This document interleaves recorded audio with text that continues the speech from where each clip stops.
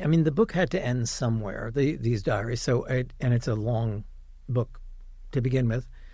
So I ended it in 94.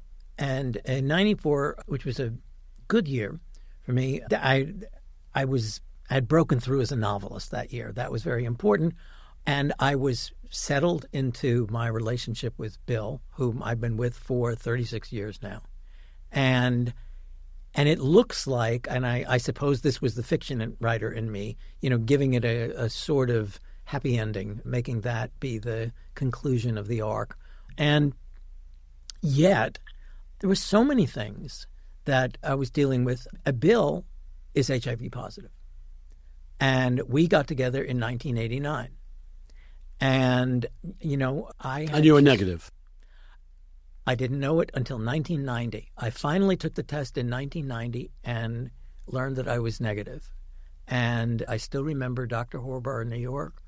I felt he told me this news. It was so cataclysmic that I expected we were going to be on the phone for 2 hours or something, just to talk about the results of the test. And what else was there to say? He had done his job, and he said, now just don't get hit by a bus. We used to talk about that, by the way. We used to talk about all the buses that were always waiting behind a corner, waiting to run you down. Because that's what people would say to someone like Patrick, who was about to die of AIDS. Well, you could always get run over by a bus. Yeah. He'd be like, oh, fuck, all these buses waiting to kill me, and AIDS comes along.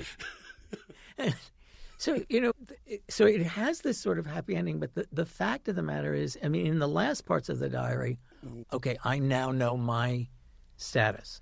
And we're in what people used to jokingly call a mixed marriage, in terms of, or, in more jargon terms, they would say, a serodiscordant couple. And I'm now following Bill's progress or regress with this virus. Right. And there's a good deal toward the end of the book that is about that. But Bill's still pretty much holding his own, and but we're always waiting for the counts, always waiting for the viral load, always waiting for this to know.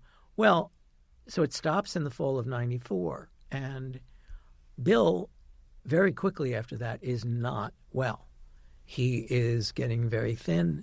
The numbers are going in the wrong direction, and he, and together we're facing this. I mean, and I went, in the space of several years, I went from thinking, how long do I have, to every day wondering, how long does he have?